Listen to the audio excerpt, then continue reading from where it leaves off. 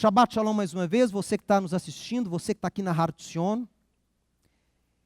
Nós estamos numa porção muito importante no livro de Bemidbar, Números. Dê uma olhada aqui na tela, é a porção Be'alotcha, ou Be'alotecha, que corresponde aos capítulos 8 a 12 do livro de Bemidbar, de Números. Haftará impressionante, Zacarias capítulo 2 e Brit Hadashah de Lucas 15 a 16, 31. Os rabinos falam no Talmud, Tratado Sanhedrin 98. Todos os profetas, Moisés e todos os profetas profetizaram sobre os dias do Messias.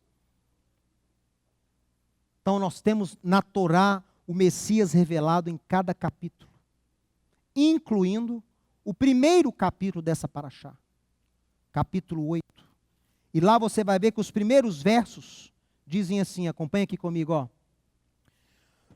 Disse o Eterno a Moisés, fala a Arão e diz-lhe, quando colocares as lâmpadas, e aqui no hebraico está falando quando elevares as luzes, não é? Quando você elevar as luzes, quando você acender a menorá, o castiçal, faça de tal maneira que venham as sete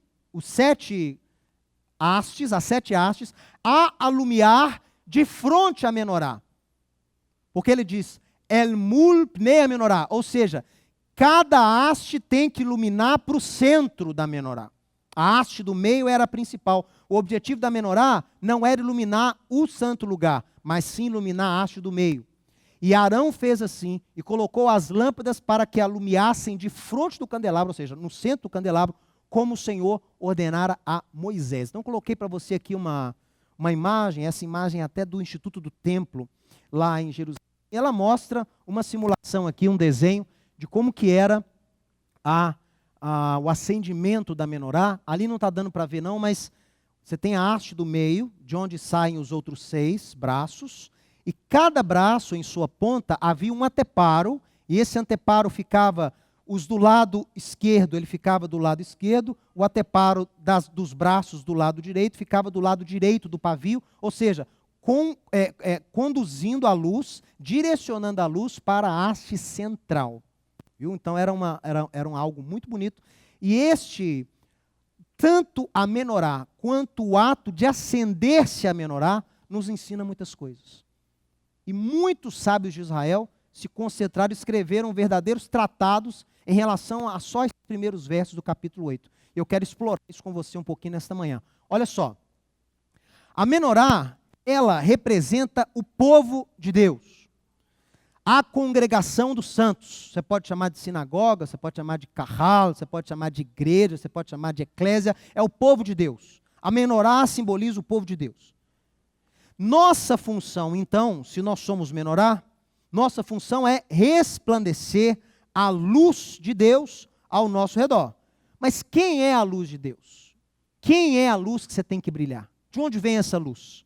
E como você pode resplandecê-la no seu dia a dia?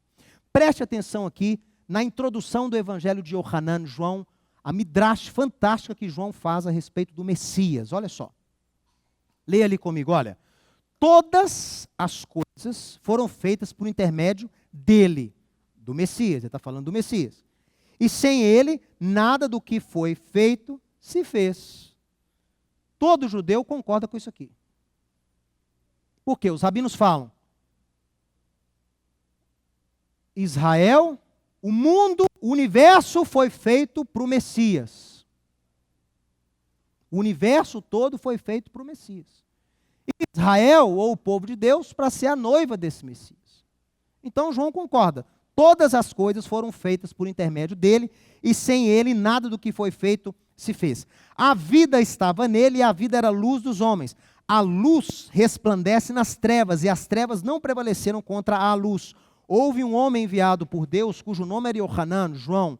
Este veio como testemunha para que testificasse a respeito da luz, a fim de que de todos virem a crer por intermédio dele.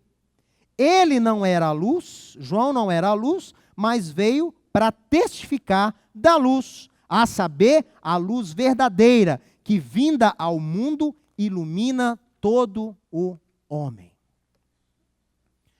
Todo mundo sabe disso. Todo mundo entende nós que servimos a Yeshua, entendemos que Yeshua, ele é a luz do mundo. Ele resplandece. João deixa isso muito claro. Agora, o que você tem que entender é o seguinte: essa luz, quando ela vem ao mundo, ela é atrelada às promessas dadas a Deus, por Deus a Israel. A luz, ela não vem sozinha. A luz, ela vem com um cumprimento profético. A luz veio ao mundo para cumprir profecias, para cumprir promessas, para estabelecer o reino de Deus. Lembre-se que sempre quando algum discípulo ou apóstolo identificava que Jesus, Yeshua, era o Messias, o que eles diziam uns para os outros? Achamos de quem Moisés e os profetas disseram. Achamos aquele a quem Moisés anunciou. Então, Moisés e os profetas era e é o parâmetro hoje para você identificar quem é o Messias. Isso não mudou. Eu vou passar aqui para vocês, para a gente analisar alguns textos, pessoal, que mostra o que vem com essa luz. O que Yeshua traz consigo para implantar o reino de Deus aqui na terra. Olha aqui comigo. Isaías 2, se você puder abrir, pode ler aqui na tela. Isaías 2, 3. Olha, irão muitas nações e dirão: vinde, subamos ao monte do Senhor e à casa do Deus de Jacó, para que esse Deus nos ensine os seus caminhos e para que andemos pelas suas veredas. Olha só, pode continuar olhando aí, eu vou te falar, você me ouça. Eles, as nações, vão subir à casa do Deus de Jacó, que é Sião, pedindo, uns dizendo aos outros, que vão subir para que Deus ensine a eles os seus caminhos, para que eles possam andar nesse caminho. Então, o subir a Sião tem uma função que é didática, não é só subir para adorar, não, é subir para aprender. Vamos subir para que Deus nos ensine os seus caminhos. Para que vamos aprender o caminho? Para que andemos nele. Continua. Por quê? Porque de Sião vai sair a Torá, a lei e a palavra do Senhor de Jerusalém. Agora, espera aí. De Sião sairá a instrução, a Torá, a lei. Só que ele fala, e a palavra do Eterno vai sair de Jerusalém. Quem é essa palavra? Ele explica, continua lendo a profecia, olha. Ele, a palavra do Senhor, que é o último objeto da frase, não é? Vai sair a lei e a palavra do Senhor de Jerusalém. Ele, a palavra do Senhor, vai julgar entre os povos e vai corrigir as nações. Essas vão converter as suas espadas em relhas e de arados e suas lanças em podadeiras. Uma nação não vai levantar espada contra outra nação, nem vão aprender mais a guerra. Aí eles vão concluir dizendo uns aos outros, não vai ser judeu que vai falar isso não, vão ser as nações. Vinde, casa de Jacó, andemos na luz do Senhor. Essa luz que as nações vão convocar umas às outras e os judeus a seguirem, no final eles falam, vamos casa de Jacó, vamos judeus, vamos andar na luz do Senhor. Essa luz que eles apregoam, essa luz que os gentios estão convidando aqui, os judeus a andarem nela, é uma luz que está intimamente atrelada à lei de Deus, à obediência, a aprender os seus caminhos e andar neles.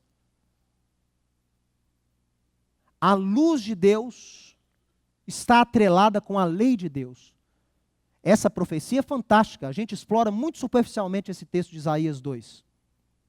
Mas no pouco que a gente leu, nós já descobrimos que a salvação, o reino de Deus, mostrado aqui nessa profecia, está ligado com a lei, com a palavra, com a instrução de Deus.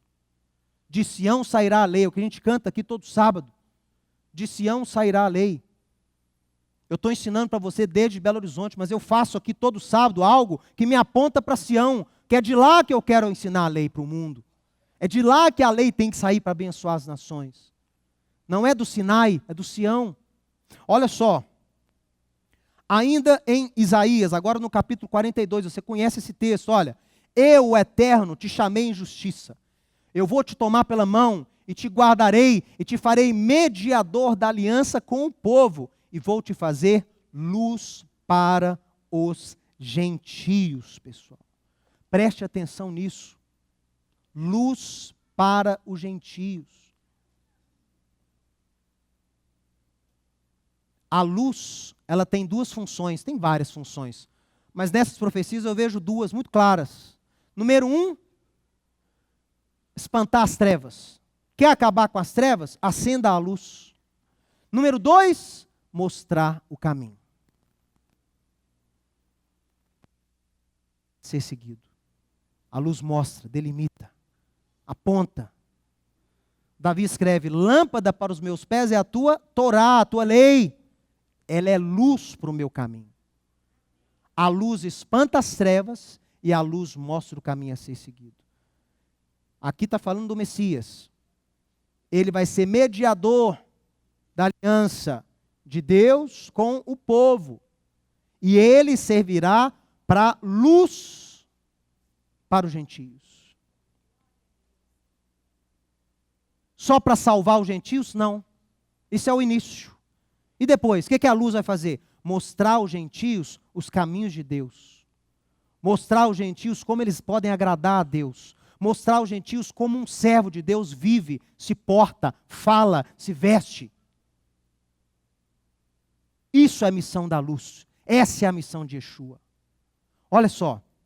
Vamos avançar aqui, olha. Ainda em Isaías. Essa frase foi dita também por um homem que é chamado Justo. E esse homem vocês já ouviram falar, talvez aqui você não lembre, mas você já ouviu falar dele. Ele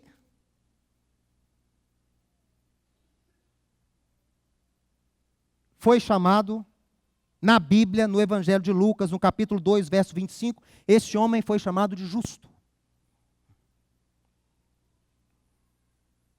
Ele foi chamado de justo. E Yeshua já tinha morrido então, né, justificado? Não, Yeshua não tinha morrido, tinha acabado de nascer. Mas como é que esse homem foi chamado de justo? Porque ele era justo. Era um homem que temia a Deus, era um homem que aguardava a salvação de Deus. Um judeu, cheio do Espírito de Deus.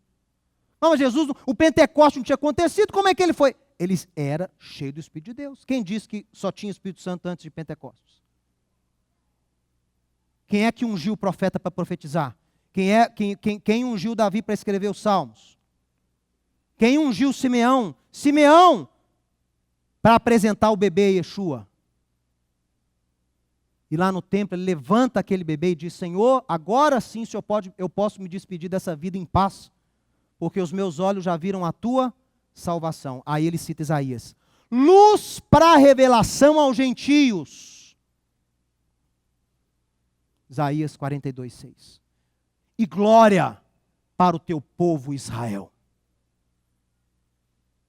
Yeshua é glória para o nosso povo Israel. Ele é glória, ele apregou aquilo que Israel tem que ser desde o início. Nação de sacerdotes, povo santo.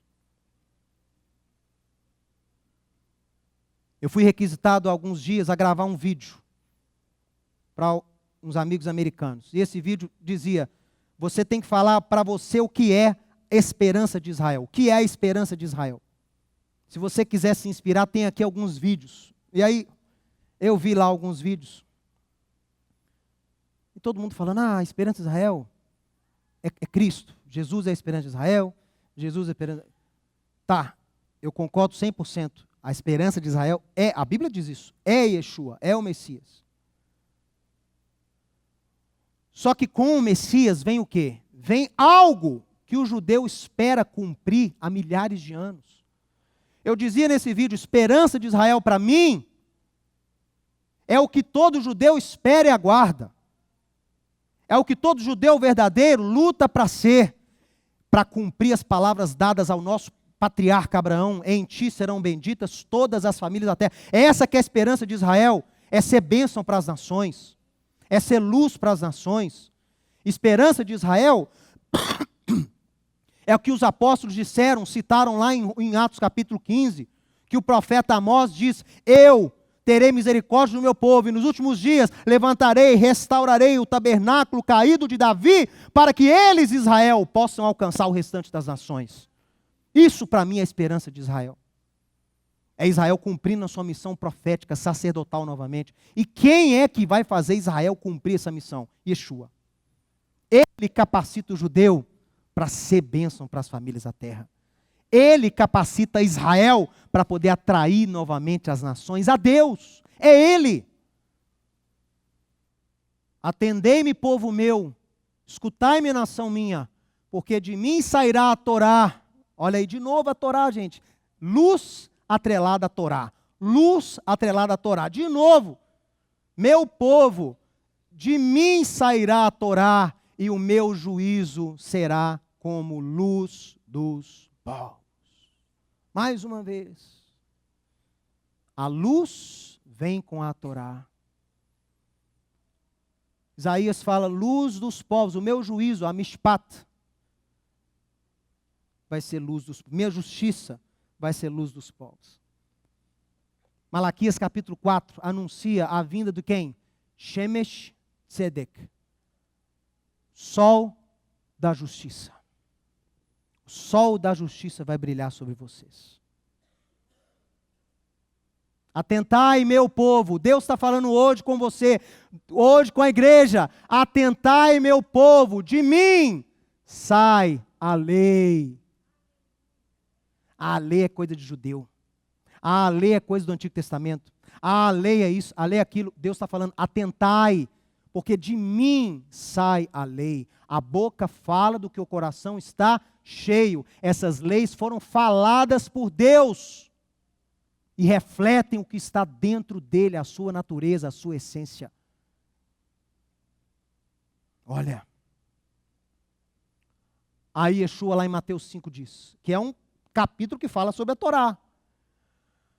Vocês são a luz do mundo. Não podemos esconder a cidade edificada sobre um monte, nem se acende uma candeia para colocá-la debaixo do alqueire, mas no velador. E aí ela vai poder iluminar todos os que se encontram na casa.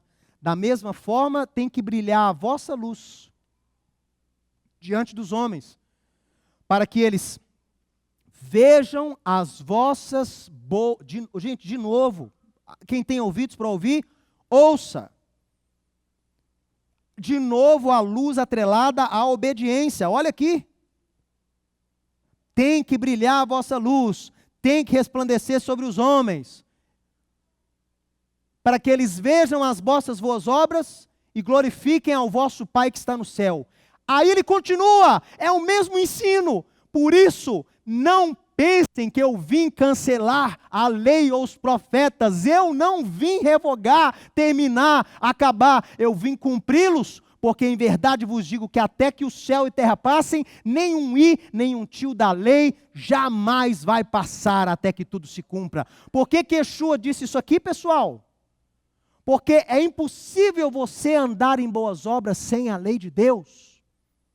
Paulo fala, Deus preparou de antemão boas obras para que nós andássemos nela, Efésios capítulo 2. Que boas obras são essas? Fica o povo loucubrando aí, isso é a predestinação. Deus predestinou cada um e a pessoa já nasce predestinada a andar naquele caminho. Nada do que a pessoa faz vai mudar a predestinação que Deus plantou, porque Paulo falou que Deus criou boas obras de antemão para cada um andar nelas. Ô meu amigo, abre o olho, sai da Alemanha, volta para Sião. As boas obras que Yeshua nos explica que você deve andar nelas para brilhar e abençoar os homens, é a lei de Deus. Ele prova aqui em Mateus 5.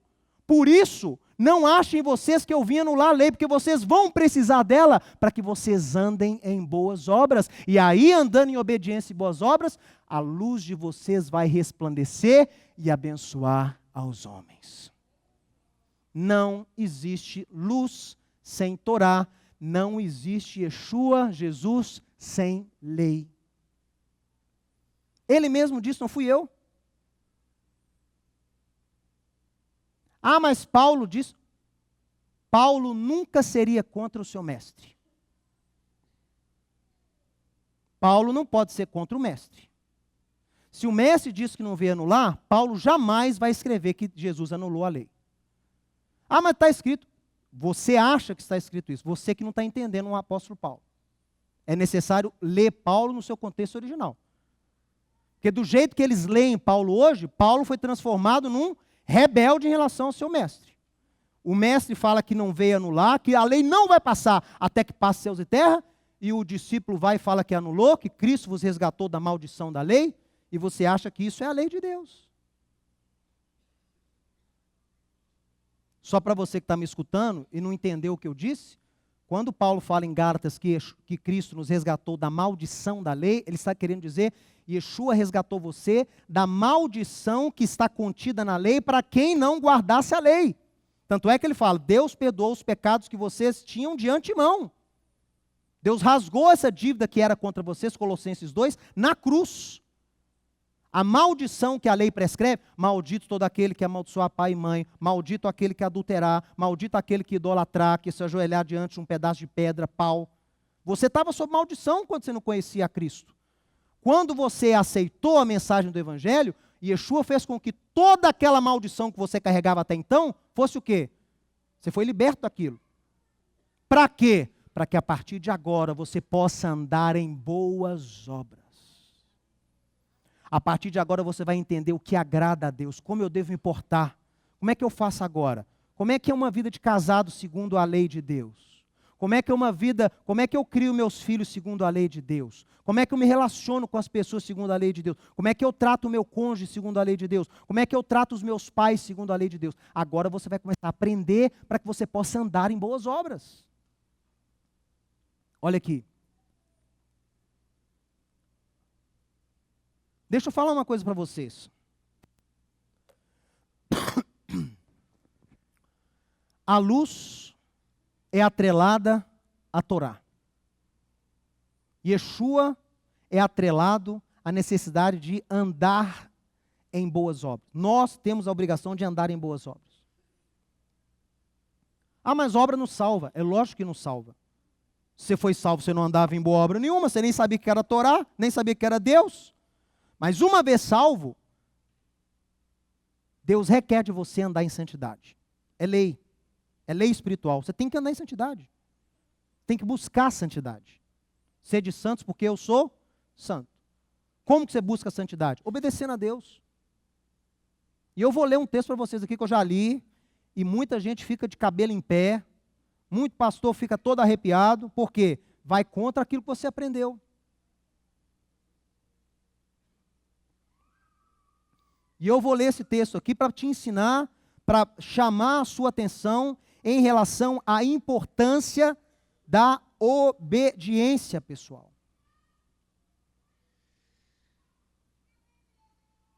Nós temos que restaurar a obediência ao seu parâmetro original.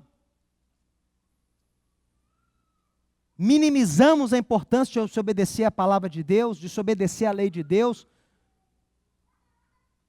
Nós afugentamos a lei de Deus na nossa teologia. Os líderes têm afastado as pessoas da lei, ensinando que a lei é uma coisa ruim, que a lei já passou, que a lei caducou. Que tudo que você precisa fazer é crer e mais nada.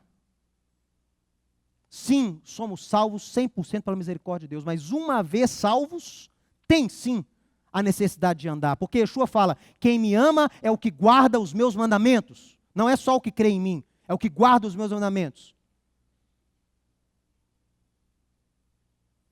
E João escreve, nisso está o amor de Deus, que andemos, cumpramos, guardemos os seus mandamentos. O cristianismo construiu para si um Deus Papai Noel, um rei que não tem lei, um rei que não exige obediência. Isso está errado, isso tem que mudar. Porque ele mesmo ensinou com o seu exemplo a importância da obediência na vida de todo discípulo. Hebreus, capítulo 5. Está falando de Melquisedeque, que Yeshua é um sacerdote segundo a ordem. Yeshua não é Melquisedeque, Yeshua vem na linhagem sacerdotal de Melquisedeque. Melquisedeque era Sem, filho de Noé, descendente de Sete, geração de escolhidos, para representarem Deus na terra. E nele, ele passa o chamado representativo para Abraão. Por isso que Abraão dá o dízimo. Você aí que não aplica o princípio do dízimo, porque tem que ter tempo. Não, aqui ó, Abraão entregou, não tinha tempo, não tinha judeu, não tinha nada. Entregou porque reconheceu a mão de Deus, a autoridade de Deus. Ele diz, Yeshua, Hebreus 5:7, nos dias da sua carne, ou seja, no dia que ele andou em Israel, ofereceu com forte clamor e lágrimas, orações e súplicas, para quem? Para aquele que podia livrá-lo da morte. E ele foi ouvido por causa da sua piedade. Olha isso, pessoal. Continua, verso 8. E, embora sendo filho, Yeshua, aprendeu a obediência através das coisas que sofreu. A Yeshua era Deus, não precisava fazer esforço nenhum para andar nessa terra em obediência, não. Mentira. Aprendeu a obediência pelas coisas que sofreu. Foi doloroso para ele também. Mas não terminou aqui não. E, tendo sido aperfeiçoado por essas coisas que ele aprendeu, através da sua obediência, se tornou autor de salvação eterna para todos os que lhe obedecem. Aqui não está escrito para todos os que creem. Aqui está escrito, se tornou autor de salvação eterna para todos os que lhe obedecem. Não fui eu quem escreveu. Não adianta vir conversar comigo aqui no final. Pede para você ter um encontro hoje à noite, em sonho, com o autor de Hebreus. E você vai perguntar para ele, por que o senhor escreveu isso? Está aqui.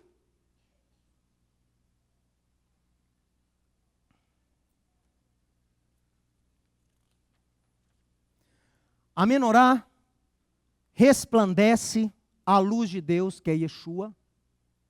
A menorá se eleva através de 7 braços, não é isso, pessoal? Ainda assim, era feita de uma única peça de ouro. Isso nos mostra que tem que haver diversidade na forma como a gente resplandece a luz de Deus. Ao mesmo tempo em que temos a nossa unidade afirmada. Tem que ter diversidade e unidade ao mesmo tempo. A diversidade saudável, ela não causa divisão, porque ela está centrada em iluminar a haste do meio. Olha só. Cada um brilha do seu jeito, mas todos iluminando a haste central. Ao mesmo tempo em que a menorá brilha como um, ela também brilha de forma individual. Cada braço deve expressar aí os seus dons, talentos em prol da luz. Ô meu amigo, você não é obrigado a fazer tudo de uma única forma, não. Há diversidade no nosso meio. O reino de Deus tem diversidade. O reino de Deus, você não é o exército de Deus? O exército de Deus tem que ter diversidade. Você tem um exército só de cavalaria? Você pode ter um exército só de infantaria? Você pode ter um exército só de intendência? Só de engenharia? Não. O exército é o quê? Composto de várias armas, mas todas trabalhando em prol do bem comum. O reino de Deus é a mesma coisa. Né? Os presbiterianos podem ser os intendentes. Né? São bons com números. Eu sou oficial de intendência, posso falar isso. Tem que ser bom de contabilidade, tem que ser bom de número. Os presbiterianos são bons nessas coisas. Os batistas podem ser a artilharia. São bons de guerra espiritual. Gostam. Os pentecostais podem ser a força aérea, estão sempre meio no ar, né? Estão sempre meio desligados aqui da terra. Pode ser a força aérea. Mas Deus precisa de tudo. Tudo isso tem que trabalhar junto para resplandecer quem? A luz de Yeshua ao mundo. Então tem que haver diversidade. Gente, não existe unidade verdadeira sem ter diversidade. Deixa eu mostrar uma coisa para você. Olha aqui, ó. Olha isso aqui. Unidade é diferente de o que é uniformidade? Todos agindo da mesma forma. Todo mundo ora igual, todo mundo veste igual, todo mundo deixa a barba crescer igual. É aquela ditadura do ser. Isso não é de Deus. Isto não é de Deus, porque quem criou as nações foi Deus, lá em Gênesis capítulo 11. Quem criou a diversidade cultural foi Deus. Quem criou as línguas foi Deus.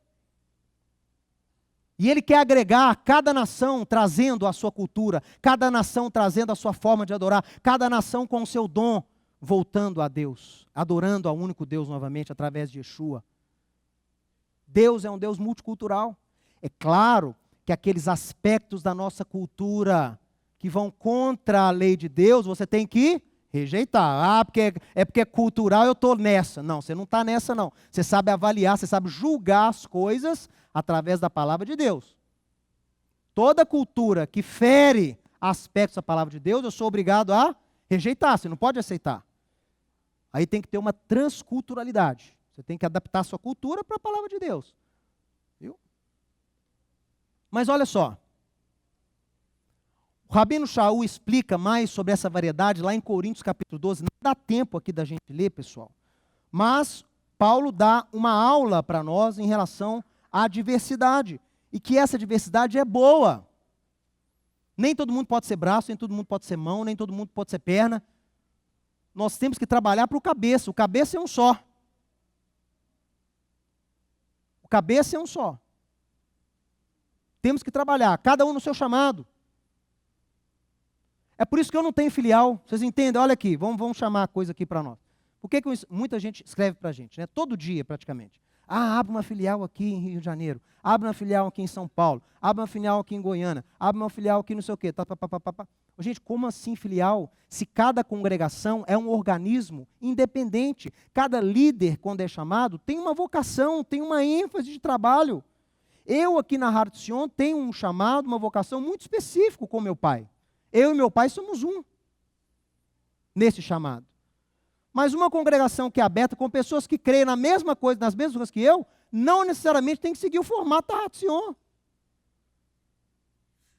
Eu não posso ser parâmetro de formato congregacional. Por quê? Porque eu sou uma sinagoga. Eu sou uma sinagoga. Tem várias famílias de judeus aqui. O meu serviço é sinagogal. Sou filiado à União de Judeus Messiânicos Mundial. Eu faço parte de uma entidade. Eu sou judeu e tenho uma sinagoga. É claro que a maioria das pessoas que vêm aqui não são judias. Mas o meu trabalho, em termos de identidade, é um trabalho judaico. Quantos judeus tem no Brasil? Sei lá, 150 mil, 170 mil.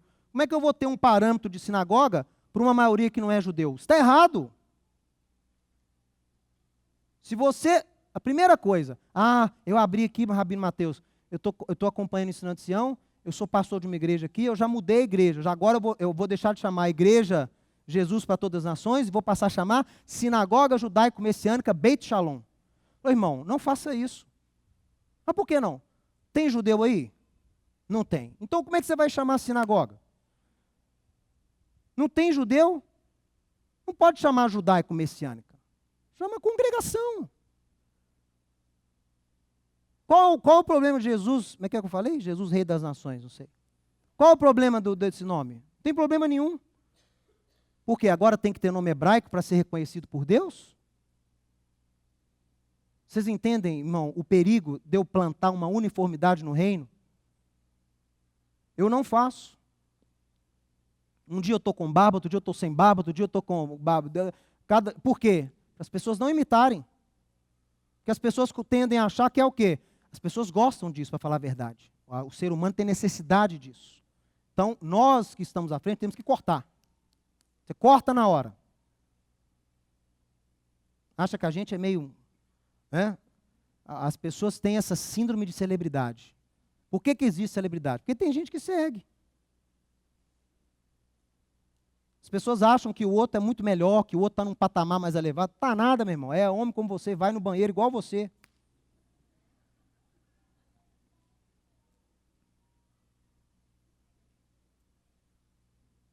Então a gente que está à frente tem que cortar.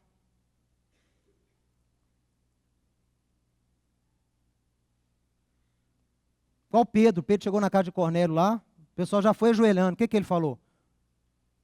É o anjo quando deu a mensagem, né? Levanta-te. Pedro fala, levanta-te. Os apóstolos ou anjos, quando iam dar a mensagem, o povo ia ajoelhando, o que eles falavam? Levanta-te, eita. Quem não fez isso? Quem não mandou levantar quando alguém prostrava e adorava? Yeshua. Porque ele é Deus conosco, ele é Emmanuel, ele é filho de Davi. Mas os outros, sou homem como tu, que é isso? Levanta aí. Olha, não vou ler não. Vamos lá terminar. Até mesmo a forma como a menorá era acesa, possui um grande ensinamento.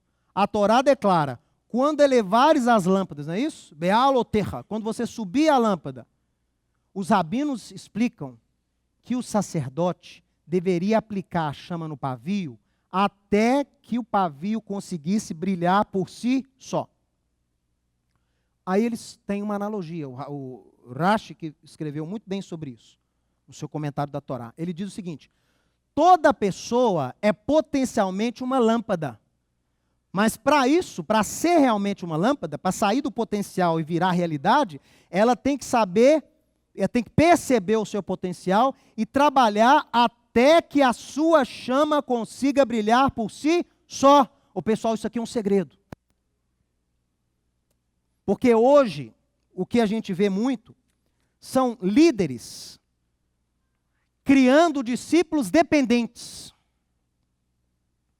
Você ensina as pessoas a depender de você.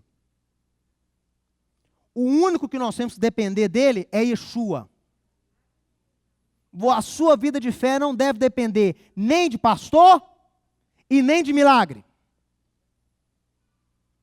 Você pode crer em milagre, e eu creio, mas eu não dependo dele para viver. Eu creio no meu pastor e amo, mas eu não dependo dele para viver, não. Meu relacionamento com Deus independe dele. Porque quando você alcança essa independência, em termos de homens, mesmo se o seu pastor cair, você vai ficar firme. Mesmo quando o seu pastor errar, você vai ficar firme. Mesmo quando o seu rabino não agir como deveria ter agido, você vai ficar firme na fé. Você não vai loucubrar, não vai ficar doido. Porque a sua confiança está em Deus, não está em homens. Os rabinos falam, acende o pavio até ele brilhar sozinho. Você usa o ensino, usa a Torá, usa o ensino dos seus líderes, o seu pastor, aconselhamento, até que você consiga o quê? Brilhar sozinho. Claro que a luz vem de Deus, mas não dependa. Olha o que Paulo diz lá em Colossenses, no capítulo 3, verso 13, é um texto que você conhece muito bem. Suportai-vos uns aos outros. E meu pai sempre falava sobre esse texto, um texto que ele gosta muito. O termo suportar aqui, ó. Coloquei em grego aqui para você, ó. Vamos ler? Ainda não tem curso de grego, não, mas nós vamos abrir um aqui, ó. Anechomenoi. Anechomenoi. O que é anechomenoi? É crescer, carregar. Suportar indica o quê? Crescer junto, ou seja, como meu pai dizia, é carregar o outro, até carregar para sempre. É isso? Mas tem isso que é que muita gente faz. É carregar até que ele consiga andar sozinho. Isso é suportar uns aos outros. Tolerar, suportar, perseverar até que o outro tenha condição de andar sozinho. Isso é suportar uns aos outros. Olha só, então, toda chama deve buscar brilhar mais e mais, não se acomodando nem se limitando ao longo do tempo. E aí nós temos o famoso texto lá de Filipenses, capítulo 2, 12, que eu de novo coloquei em grego aqui, porque chamou muito a minha atenção. Katergazeste. Cadê? Aqui, ó. Katergazeste. O que é katergazeste? Katergazeste é produzir, alcançar, preparar, trabalhar. Mas qual é o texto? Onde eu tirei isso? Filipenses 2,12. Vamos ler aqui? Assim, pois, meus amados, como vocês sempre obedeceram, não só na minha presença, mas muito mais agora na minha ausência, catergazaste a vossa salvação com temor e tremor. Mais uma vez, a salvação aqui ligada à obediência. Paulo está falando em outras palavras. A maneira como você tem de trabalhar, de desenvolver a sua salvação é obedecendo. Está aqui, ó. Não fui eu quem escrevi. Como vocês sempre obedeceram, desenvolvei, trabalhai, preparai, produzam a vossa salvação com temor e tremor. Mais uma vez. O desejo de prosseguir deve se tornar a própria natureza do indivíduo. Mesmo sem incentivo dos outros, ele deve procurar avançar continuamente. Amém, pessoal? E para terminar, a única dependência que nós temos que ter para brilhar a luz aos homens é de Deus. Não podemos estar dependentes de circunstâncias, nem de homens, para a gente resplandecer e testemunhar desta luz ao mundo. Nesse aspecto, nós aqui no Ensinando Sião, ensinamos cada um a trilhar, a brilhar sozinho, para conseguir brilhar em conjunto. Como é que você vai brilhar junto? Como é que você vai fazer parte da menorá se o seu braço está apagado? Como é que você vai conseguir ter unidade se você não consegue brilhar a sua luz por si próprio? Que possamos resplandecer a luz de Yeshua através das nossas boas obras, fruto da nossa obediência na nova natureza do Evangelho, para que as trevas que permeiam o mundo sejam dissipadas através do sol da justiça. Quer brilhar a luz de Deus nesse mundo que jaz no maligno? Lembra lá o que João escreve? Esse mundo jaz no maligno, não já? Olha essa semana aí, gente. Olha o que aconteceu aí, gente. Quer fazer a luz brilhar? Obedeça, ande em boas obras, resplandeça para o mundo qual é o padrão de Deus. Mostre para o mundo a alternativa, não adianta falar contra não, mostre qual é a alternativa. A alternativa do caos é o arrependimento. A alternativa da bagunça, da baderna, é andar na lei de Deus, é ser justo, é lutar pela justiça. Justiça, justiça perseguirás, diz o Eterno a Moisés. Seja luz, meu irmão, brilhe, porque o mundo jaz no maligno. Restauração já, em nome de Yeshua. Amém. Amém.